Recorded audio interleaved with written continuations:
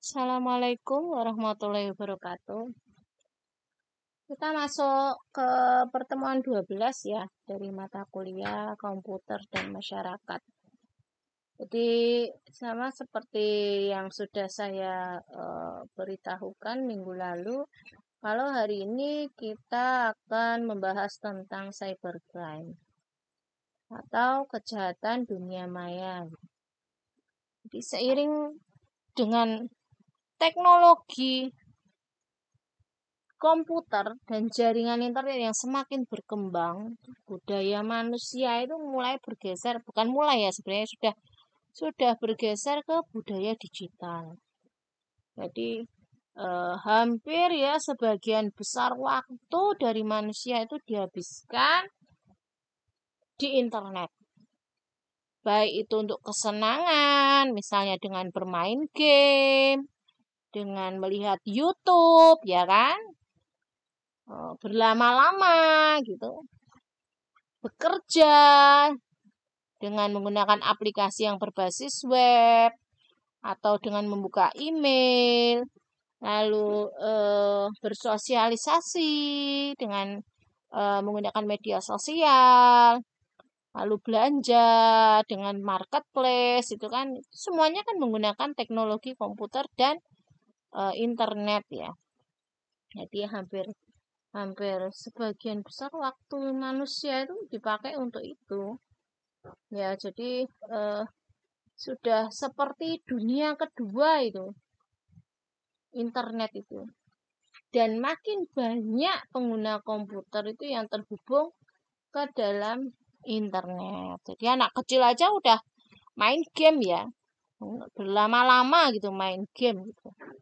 Dan orang tuanya itu nggak memperhatikan gimana matanya itu nanti minus apa enggak. Nah, lalu sama seperti yang sudah kita bahas juga, bisa ada situs yang porno gitu, yang saru-saru itu kan, itu diakses anak kecil, itu kan bahaya juga ya kan. Nah, itu ya. Lalu ini apa definisi dari cybercrime? Nah, ini definisinya.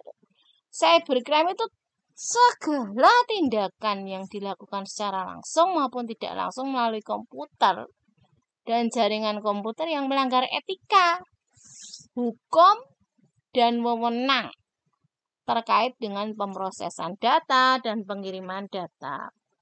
Nah, bentuk penyalahgunaan dari cybercrime ini untuk tujuan pribadi atau kelompok, dan itu pasti merugikan pengguna komputer lainnya di dunia internet atau bisa jadi dunia nyata ya. Kalau misalnya terjadi pemerasan uang gitu melalui WhatsApp gitu ya, dihubungi satu persatu misalnya terus minta uang gitu kan, atau meminjam uang gitu kan, pinjol lah, itu kan juga dari dampak dari cybercrime. Jadi kerugiannya itu bisa bersifat finansial, jadi bisa diukur dengan uang ataupun yang non finansial gitu ya. Gitu. Terus ini adalah faktor-faktor penyebab timbulnya cybercrime. Saya kasih 5 ya. Yang pertama faktor ekonomi, lalu ada faktor politik, ada pengguna komputer dan pengguna internet yang lalai atau ceroboh, ada juga penyalahgunaan akses internet dan teknologi, serta kelemahan sistem yang tidak ditangani dengan cepat dan baik. Nah, kita akan membahas tentang faktor ekonomi dulu ini. Nah, misalnya ini pelaku kejahatan cybercrime itu yang mencuri data kartu kredit ya, carding lah, lalu menggunakannya secara sepihak dan tidak bertanggung jawab. Misalnya dengan dibelanjakan ke marketplace misalnya menggunakan kartu kredit. Nah, ini bisa jadi karena si pelaku ini itu tidak mampu secara finansial.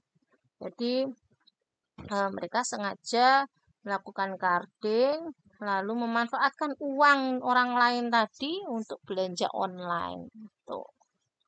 Nah, kalau yang kedua, faktor politik ini, misalnya kayak yang sudah pernah terjadi juga ya, itu peretasan terhadap suatu situs parpol, situs pemerintah, lalu ada pencurian data digital, penyadapan komunikasi, ya, itu kemarin itu kan ya sudah pernah ada ya, jadi datanya diretas gitu, data milik pemerintah diretas, habis itu disebarluaskan gitu kan. Nah, itu bisa jadi itu lebih banyak dilakukan oleh pelaku yang didasari oleh faktor politik. Tuh. Misalnya perseteruan antar parpol di suatu negara, lalu ada permusuhan antar negara yang berlanjut ke ranah dunia digital, misalnya seperti itu. Nah, kalau yang ketiga, pengguna komputer dan pengguna internet yang lalai atau ceroboh. Ini kayaknya banyak banget ya contoh kasusnya. Misalnya aja si A misalnya, dia menggunakan komputer yang tidak hanya diakses oleh dia, jadi bisa diakses oleh banyak orang. Nah, dia membuka email misalnya, dia hanya mengecek, oh apakah ada informasi-informasi dari toko online misalnya. Biasanya kan eh, suka dikasih promo-promo gitu ya, dikirim ke email. Nah, dia mengakses itu. Nah, setelah dia mengakses itu, dia lupa untuk sign out. Lalu, eh, pengguna yang lain yang menggunakan komputer setelahnya itu bisa jadi menyalahgunakan data emailnya dia tadi gitu. Jadi untuk melakukan hal-hal yang tidak bertanggung jawab gitu ya. Dengan misalnya penipuan lah dan lain sebagainya. Atau bisa juga orang-orang yang sering pakai WhatsApp web gitu ya. Terus dia lupa untuk logout gitu. Nah, orang lain kan bisa itu menghubungi teman-teman si rekan A tadi, lalu minta uang atau pinjam uang gitu kan, dengan mengatasnamakan si A gitu. Nah, itu kan banyak terjadi ya.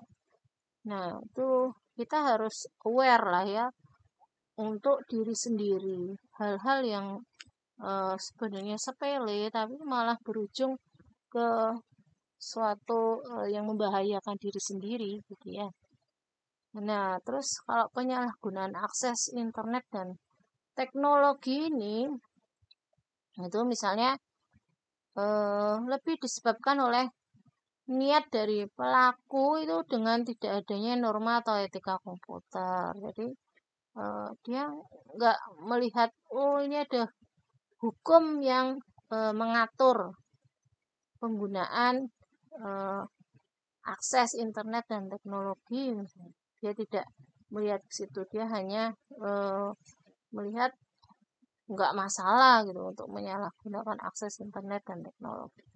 Nah, kalau yang kelima ini kelemahan sistem yang tidak ditangani dengan cepat dan baik. Ini misalnya kayak hacker itu loh. Jadi dia menjebol suatu sistem eh, keamanan suatu eh, lembaga gitu ya. Terus dia memberitahukan gitu ke lembaga tersebut bahwa eh, sistem mereka itu lemah, ada bug gitu. Jadi harusnya dibenahi ya. Tapi pihak eh, lembaga tersebut misalnya cuek. Ah, udahlah biarin aja gitu kan. Cuman cracker hacker nih ya. Hacker kayak gitu aja udah nggak apa-apa lah gitu. Sistemnya juga nggak masalah gitu. Nah, tapi kalau tidak ditangani dengan cepat dan baik, bisa jadi nanti data-data yang ada di dalam sistem tersebut bisa dicuri ya kan, data-data pengguna, misalnya konsumen, misalnya ya, itu bisa disalahgunakan. Begitu. Lalu sebenarnya ada faktor tambahan juga seperti misalnya iseng, terus ingin pamer kemampuan gitu ya, ingin dapat pujian atau penghargaan gitu. Misalnya ngehack suatu sistem terus ngerasa bangga gitu loh. Wah, ini ternyata saya bisa loh gitu. Atau gabut nggak ada kerjaan, iseng lah jebol sistem gitu kan. itu bisa jadi faktor penyebab timbulnya cybercrime gitu. Nah, ini penggolongan cybercrime itu saya sebutkan di sini ada 11 ya. Jadi ada unauthorized access, ada illegal contents, data forgery, ada cyber espionage, cyber sabotage and extortion, ada offense against intellectual property, ada infringement of privacy, ada carding, cracking, phishing, dan hijacking. Kita akan bahas tentang akses ilegal atau unauthorized access. Itu misalnya memasuki satu atau beberapa buah komputer maupun jaringan gitu tanpa melalui izin dan akses yang sah dan tidak legal gitu ya. Jadi kita masuk ke dalam, ini ada hubungannya sama yang tadi misalnya si A tadi ceroboh gitu, dia membuka WhatsApp web lalu dia lupa logout gitu ya. Nah, orang lain akan menggunakan aksesnya gitu, akses dari WhatsApp webnya dia tadi gitu kan, karena terhubung sama jaringan kan ya, sama internet. Nah, terus dia mulai melakukan kejahatan gitu. Ya, itu. Nah, beberapa cara yang umum dilakukan tuh misalnya kayak memanfaatkan kelemahan sistem ya, di sisi aplikasi dan sistem, misalnya virus, trojan, atau beragam bentuk serangan lainnya di dunia komputer gitu ya. Atau juga memanfaatkan kelemahan jaringan komputer misalnya dari segi autentikasi pengguna kan. Lalu ada kelemahan sisi manusia, misalnya konsep social engineering atau rekayasa sosial, misalnya dengan penipuan melalui telepon, pencurian data fisik, misalnya berpura-pura menjadi pegawai terus memperoleh hak akses secara fisik ke dalam sistem. Itu ya. Motif atau alasan atau tujuannya itu saya kayak mencuri data dan informasi penting untuk tujuan pribadi, misalnya untuk bisnis, untuk politik, atau dendam pribadi, atau bisa mencuri data dan informasi penting untuk kepentingan orang lain gitu. Atau pihak lain yang membayar. Tuh.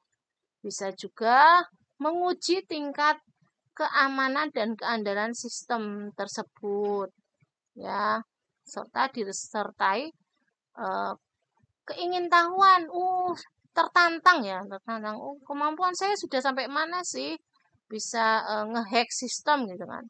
Atau bisa jadi pamer, pengen pamer ke orang lain, gitu, iseng aja gitu ya. Itu. Jadi misalnya seperti itu. Hal yang melatar belakangi terjadinya jenis kejahatan ini yang unauthorized access itu bisa jadi karena kelemahan sistemnya itu belum diperbaiki. Jadi si orangnya ini, hackernya ini ngerasa gemes banget kok nggak diperbaiki sih gitu kan. Akhirnya terus dihack lagi gitu kan.